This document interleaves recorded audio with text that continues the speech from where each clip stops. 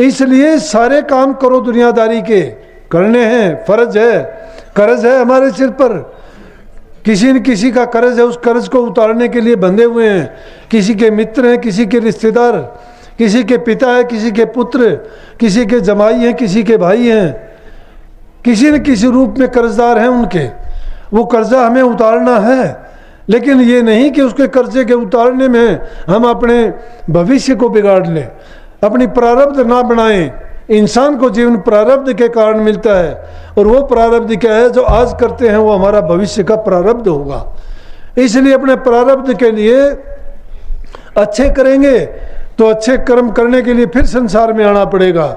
लेकिन संतों का ये मार्ग नहीं है। संत कहते हैं कि जो भी कर्म करते हैं उसको भूलते चले जाओ, ऐसा ना करो किसी पर।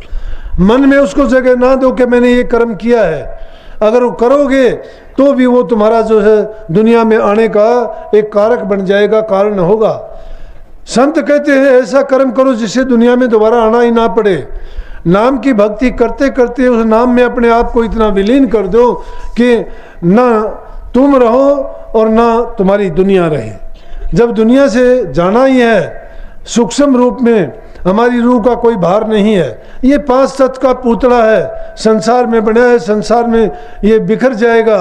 लेकिन इस जीव को जब वो मंजिल मिल जाएगी तो फिर ये संसार में नहीं आएगा। सच्चा ज्ञान, सच्चा नाम वही है कि जिससे जीव का कल्याण हो। जीव का कल्याण इन चीज़ों में नहीं मानना कि हमने दान कर दिया, पुण्य कर दिया, हमने ये किया वो किया। उसके करने से तो यूँ समझो कि अच्छे कर्म तो किए, परोपकार तो हमने किए, दूसरे का हित तो किया, लेकिन उसके लिए हमारी रूह के लिए हमने कुछ नहीं किया। इसीलिए इस ज्ञान को रूहानी ज्ञान क्यों कहते हैं? जो रूह के लिए काम करवाए वो रूहानी ज्ञान है। ये कर्म तो हमारे संसार के रीति रिवाज है, पूरे करो, करने पड़ेंगे, उसके लिए बाध्य हैं हम। लेकिन जो वास्तव में करना है, अपने लिए करना है, हमारी सुरत के लिए करना है, वो तो जो 3 चीज़ें बता दी कि सुमन, भजन और ध्यान होगा। और उन चीज़ों को पुख्ता करने के लिए सतनाम, सत्संग और सतगुरु आपके मददगार होंगे। जब तक सतनाम मिलता नहीं है, सतगुरु पूरा नहीं मिलता। अगर पाखंडी गुरु मिल जाता है तुम्हें, कोई सपने का गुरु बना हुआ, कहता है मैं सपने में गुरु बन गया, गुरु ने मुझे ज्ञान दे दिया। गुरु ऐसे नहीं बनता। पहले गुरु शिष्य बना, शिष्य पहले बनना पड़ता है। ये तो नहीं होता कोई कि बिना ही इस पहली पीढ़ी पे चढ़े 18वीं पीढ़ी छत पर जाके बैठ जाए। जब तक पहले दर्जे पे, दूसरे दर्जे पे, तीसरे दर्जे पे नहीं चढ़ता। भक्ति का पहला दर्जा शिष्य बनना है। शिष्य का मतलब सिख होता है, सिख का मतलब सीखने वाला है, जो गुरु की रहनुमाई में रह के गुरु की सेवकाई में जो रहता है और गुरु की सेवा करता है, तो गुरु उसको पूरा ज्ञान अपना दे देता है, क्योंकि उसको जान नसीन करता है गुरु। आगे अपना काम करने के लिए उस शरीर को अपनी वो शक्ति दे के संसार से लोप हो जाते हैं, चले जाते हैं। तो जब तक कोई गुरु की सेवा नहीं करता, उनके संग नहीं रहता, उनसे नाम की दीक्षा नहीं लेता, अगर वो कहता है मैं गुरु हूँ, तो ढोंगी है, पाखंडी है, झूठा है। ऐसे गुरु के पल्ले अगर चले जाओगे, वो खुद तो डूबेगा। हाँ, उसके पास बातों की लिपापोती, चापलूसियाँ जरूर मिल जाएंगी। वो हेरा फेरी की बात जरूर कह देगा। वो तुम्हें सतलोक से नीचे किसी को नहीं छोड़ेगा। ऊंचे से ऊंचे मंडलों की बात कर देगा, ज्ञान की, ध्यान की, प्रकाश की, शब्द की, लेकिन पल्ले उसका कुछ नहीं होगा। ज्ञान जो होगा, जिसके पल्ले कुछ होगा, वो जाहिर में प्रकट हो जाएगा। पूरी दुनिया उसके पीछे लग जाएगी। प्रकाश जब होता है, अज्ञान का नाश हो जाता है। जब ज्ञान प्रकट हो जाता है, जब वो फूल खिलता है, भौरे उसकी तरफ भागने शुरू अपने आप हो जाते हैं। और एक कोई अपने आप ही भौरों के पास जाके कहता है मैं फूल खिल गया, मेरे में खुशबू आ गई, वो बेकार है, झूठा है। उस पाखंड में ना पड़ो। इसीलिए संतों ने क्या कहा? गुरु सोई जो शब्द सने ही। जो शब्द सने ही, शब्द कहाँ से मिलेगा? गुरु भक्ति से मिलेगा। प्रथम सीढ़ी है गुरु भक्ति। गुरु भक्ति बिन काज न रति। गुरु भक्ति जिसने करी नहीं, उसके काज कहाँ से बन गए? अरे गुरु भक्ति के बिना काज रती नहीं, तो वो कैसे 18वें दर्जे पे चला गया? कोई सपने में गुरु बन गया, कोई बिना नाम के गुरु बन गया। ये इन गुरुओं की कोई डिग्री नहीं, कोई उनकी परीक्षा नहीं, कि कोई उनका दर्जा नहीं, कैसे वहाँ पे ये गुरु बन गया। लेकिन गुरुओं ने तो अपने आप को गुरु मान लिया। महाराज जी कहा करते, देखना वो जमाना आएगा इन गुरुओं को मशीन लगा करेगी और मशीन से चेक किया करेंगे ये बन गया कि नहीं बन गया, ये झूठ बोलता है या इसने कुछ किया भी है। जब पता लगेगा कि गुरु बन गया कि नहीं बन गया। ये गुरु नहीं, ये भूत बन जाते हैं, ये पाखंडी लुटेरे बन जाते हैं, ये व्यापारी और धंधेबाज बन जाते हैं, अपने कारोबार चलाते हैं। जो व्यापार करता है, कारोबार करता है, चोला साधु का पहनता है, तो साधु कहाँ, शैतान है वो। साधु वो है जो समाज के कल्याण के काम करता है, जीवों को बुराइयों से बचाता है, अच्छाई के रास्ते पे लगाता है, प्रभु के भक्ति की सच्ची भक्ति करवाता है और उनको नाम का भेद समझा के उनके निज देश में पहुँचाने का इंतजाम करता है। जब तक ये चीज़ें किसी के पास नहीं है, सब पाखंड है। और ये पाखंड पूजा करते करते हम भी डूब जाते हैं। जब इंसान के नसीब में, कर्म में जो बात कहते हैं कि मेरे नसीब में कर्म में नहीं है, कर्म बनाओ, नसीब बन जाएगा। कर्म बनाते नहीं हो, खोटे कर्म करते हो। देखते हैं सत्संग में आने के, घरों में सलीका नहीं उनका, घरों में लड़ाई झगड़ा है, बर्बादी का रास्ता पकड़ रखा, पति पत्नी का झगड़ा, बेटे माँ का झगड़ा, बहू सास का झगड़ा, घरों में तो हालात हैं नरक जैसे।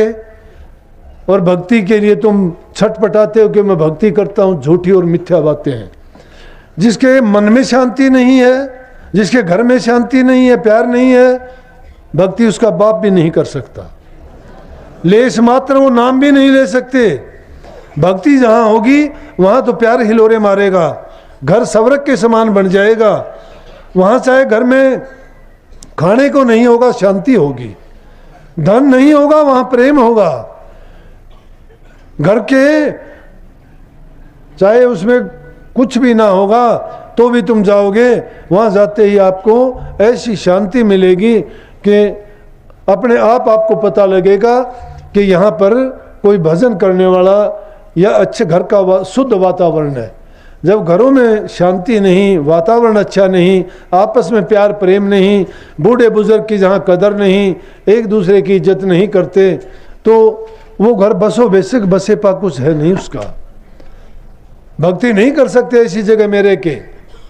भक्ति के लिए पहली चीज है मन में शांति होनी चाहिए। अब हमारा फर्ज बनता है समाज में फैले कुरीतियों को दूर करें, अज्ञान को मिटाएं, जो जरूरत की चीजें हैं प्रकृति की चीजों से छेड़छाड़ ना करें।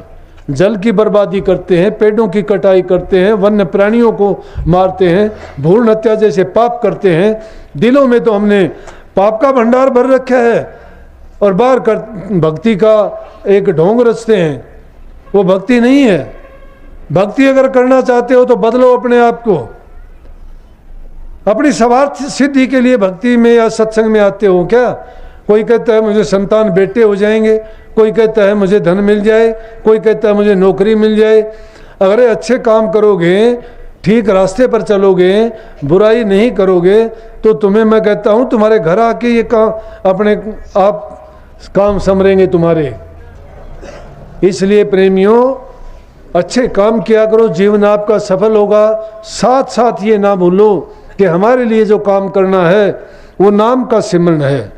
गृहस्थी आदमी हैं, ध्यान भी नहीं कर पाएंगे, इतना अभ्यास नहीं कर सकेंगे। इसलिए अभ्यास अगर नहीं कर सकते, सुमरण हर इंसान कर सकता है, लेकिन सुमरण भी जब तुम कहाँ करोगे? जब देखते हैं तो नाम का कोई कभी ख्याल ही नहीं है।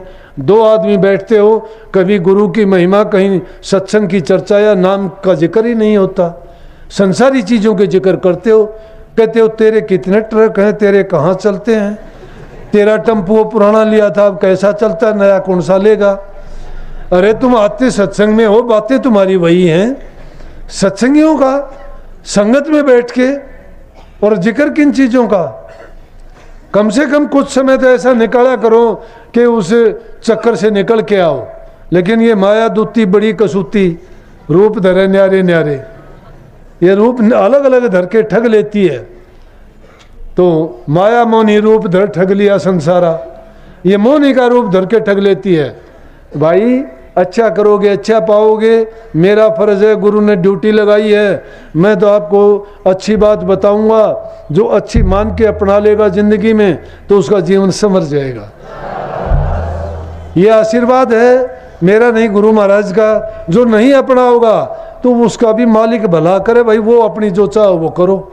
मैं तो यही कहूँगा कि उनको भी सतगुरु सद्बुद्धि दे, कुछ करने की हिम्मत दे और उनको भक्ति के रास्ते पे चलाए, बुराइयों से बचाए। सबको आशीर्वाद। राधा।